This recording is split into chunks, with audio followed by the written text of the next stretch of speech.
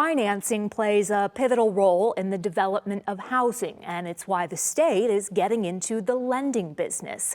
Assembly Bill 540, one of Governor Joe Lombardo's bills last legislative session, established the Nevada Attainable Housing Account with the goal of functioning like a revolving fund so that money paid back on loans can be used to finance more housing in the future. It's a move more states are taking to tackle the country's housing shortage. And here to explain is Steve Acroft, administrator of the Nevada Division of Housing. Steve, welcome to Nevada Week. Thank you, Amber. Thank you for having me. And AB 540 certainly does a whole lot more in the affordable housing space, in addition to this lending aspect, and we're going to cover all of it ahead. But let's first take a step back. And there are people who are moving to Nevada who say, wait, the housing here is much more affordable than where I'm coming from.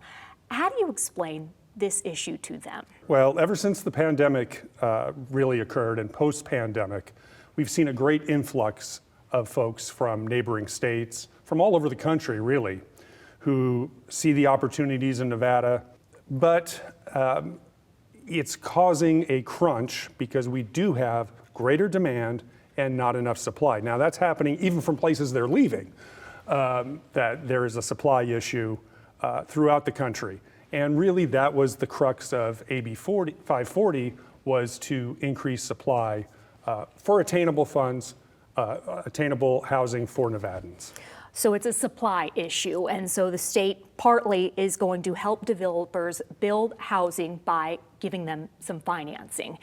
And what kind of homes are we talking about here? So it really runs the gamut. When we were looking at developing AB 540, it was envisioned as being sort of holistic to cover everything from literally zero income folks up to 150% of AMI folks.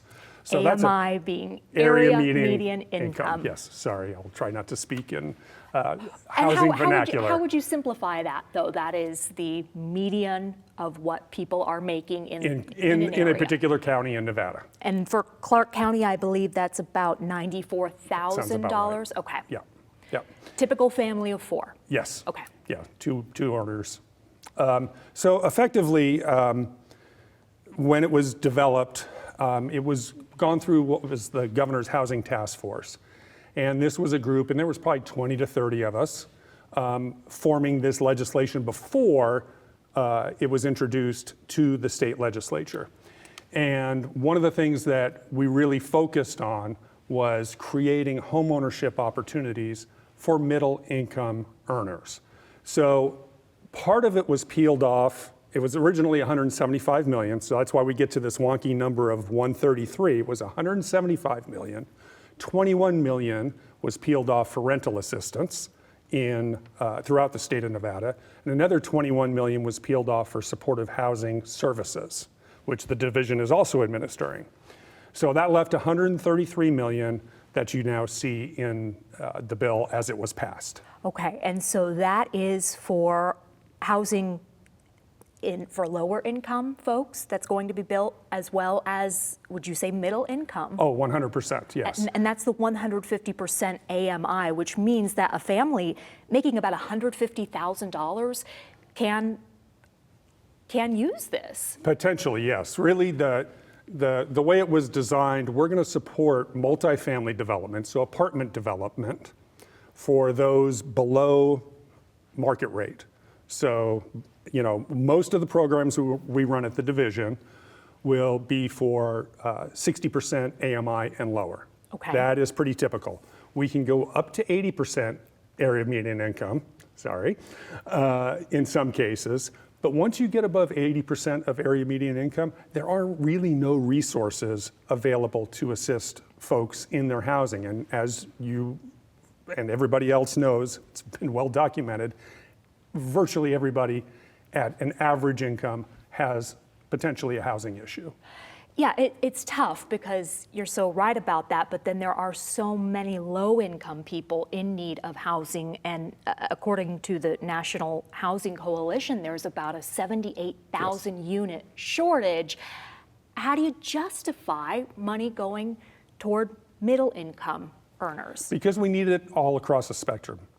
There is a component to the AB 540 bill that actually addresses low-income housing tax credit development, which is our traditional financing. And in the initial awards, we've provided funding to 2 particular projects here in Southern Nevada. And so we are addressing that through this fund. But really the idea is to create homeownership opportunities. That was really what the focus of the task group was. And the idea being, yes, Nevada has lots and lots of renters. But if we can create homeowners from those renters, in other words, they're already paying $1,500, potentially $2,000 and up in rent. That'll cover a mortgage in many, many, many cases. So if we can provide them the ability to actually get into homeownership, that does 2 things. Number 1, it builds generational wealth, creates a better sense of community, all those things that come along with homeownership, but it will also free up an apartment for somebody else to come into.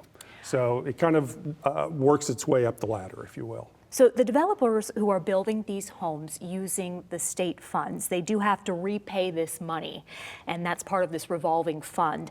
When did the state become aware of that idea? It seems kind of new across the country. Yeah, it is new across the country. And so the Nevada Housing Division effectively is the state housing finance agency.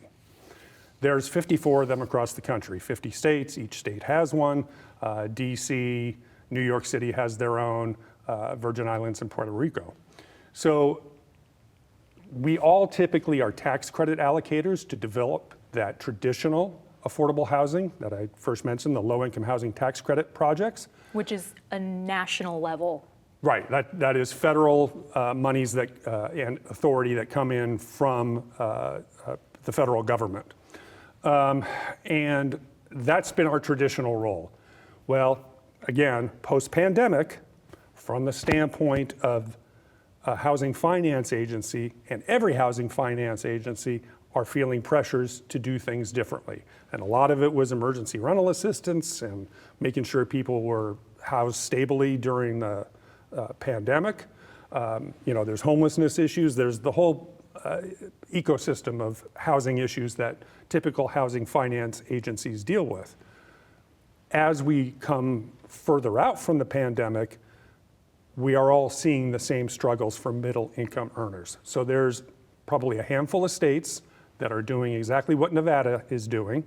And I'm not going to say we're late to the game. We were able to model some of our programs, or at least see the successes and some of the challenges that other states were having as we developed this. We talked on the phone ahead of this about the Home Means Nevada initiative. You were in this role when that was rolled out. Those were ARPA funds from the pandemic. That was Governor Steve Sisolak, I think $500 million for affordable housing in the state. That sounds like a giant number, and I believe you told me, we thought it would be easy to give that money away, and we learned it's not so easy. It's more nuanced than that. Is that part of this discussion? What did you learn from that? So thank you for the question and bringing it up, because that was a huge investment. So those are federal funds. That was the largest amount of monies, if you will, that was ever provided to the state of Nevada for housing. The Attainable Fund complements and builds on that, because that's the single largest investment of state funds. And there is a difference between federal dollars and state dollars and the flexibilities that you can do those things. So to go back to the ARPA funds, we were restricted at basically 80% of area median income. And those were one-time use funds? One-time use funds. Whereas this attainable housing account, please continue, I don't want to cut you off. No, that's fine. However, as you mentioned, it's hard to give this money away. A lot of that money, the ARPA, SLFRF funds, actually went out as loans to some of these multifamily developments. So that money will return. It will be a long time. It'll probably be about 20 or 30 years before that comes back. So somebody in my seat, in 20, I don't know, 2040, 2060 is going to see this money come back to the state, and it's going to be like, where'd this come from? Oh, wow. Okay, so that was the $500 million. That was the $500 million. I didn't realize there was any return on that. Yeah, long time. Okay, but and compare that to what you're doing now, that's a shorter amount of time. Right, what the division is trying to do is parlay that 133 million, if you will, a number of times in a shorter period of time. So when we were looking at the funding projects that we were going to award, we really honed in on a couple things. Certainly the financial capability of the developer to do the project, but really how fast could those monies return, and the project readiness. I'm glad you brought up the project readiness and the ability to repay the loan, because you just came from a project, and please tell us about that. Sure, that was the Paradise Trails project. It's literally around the corner from your studios here. And it's 29 homes, so it's a small project. It's an infill project. They received, or will be receiving, up to about $800,000. To use $800,000 to create homeownership opportunities for 29 families, to make that affordable and attainable, is a pretty good return on investment. So in that particular instance, that's actually going to be married with some things that the builder is doing, and then we will be providing on those particular homes, if you qualify, down payment assistance, and the developer is doing an interest rate buy down and reducing some of the cost of homes. So what a great way to do this. Now, that money, because it's down payment assistance, won't return in 2 to 4 years unless somebody moves. Okay. Because it is, the housing division will actually have a second on the home, so it's not forgivable. You will have to pay it back, but it will allow somebody to literally get into those homes for probably starting at about $2,000 a month. There is an aspect of affordable housing development that deals with financing, where these are built, and then after a certain amount of time, they can become market rate housing. Whoever owns them can say, I'm going to now charge what a regular apartment complex would charge, for example. How are you preventing that from happening with the units that you are financing? So there's a couple ways that we do that. And what you're really referring to is our traditional low-income housing tax credit properties. The first thing is, if they sign with the division, if the division is providing them debt financing, they have to be affordable for 30 years. Depending on the program they go through, potentially up to 50 years. So there's a 30 to 50 year secure, it's going to be affordable. They can get out per federal law at 15 years if they choose to. The division has, when we issue the tax credits at the very beginning, at the outset, requires that developer to waive the right to do that. So the only way that a developer is not going to meet that 30-year criteria is if the property gets foreclosed upon. And they get into some financial troubles, things of that nature. Very rarely happens. These are really, really safe investments, and they are investments for the investors, the developers, and the state. So, and then we'll come through, typically at about 15 to 20 years, working with the development community to preserve those. And so sometimes it's what we call preservation and rehabilitation, where we'll come through, we'll provide additional tax credits, which will incentivize them to go for another 30 years. So we have a couple of tools in our tool belt. They're limited because of the federal funding that is provided. And then we also have gap funding, and we've historically used things like state tax credits, which we'll be out of. So we're going to go to the next legislative session saying, hi, can we have some additional state tax credits? We were allocated $40 million in 2019. We didn't even effectuate those because of the pandemic, because they're a hit against the general fund. But in the past, this upcoming year and the previous 3 years, we'll have expended all of those tax credits. And I nearly forgot one of the most obvious questions. What about tariffs? How are they impacting these developments? So we've seen it, not just tariffs, interest rates, land costs,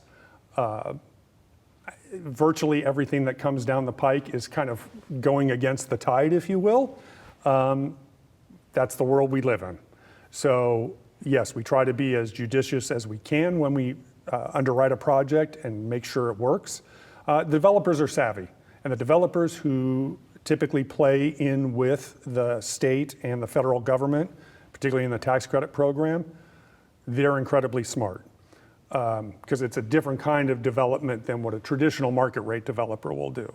And thank God we have them, because it is a little bit burdensome. But the mission is right. So that's not to put shade on those developing any kind of housing, but in the affordable space, you kind of have to have a passion for it. It's complicated. It's extraordinarily complicated. So we see those, whether it's tariffs, whether it's interest rates, we're trying to work through that all the time. And yeah, it's the game we have to play. All right. Steve Acroft with the Nevada Division of Housing. Thank you for joining Nevada Week. We hope to have you back on. Thank you, Amber.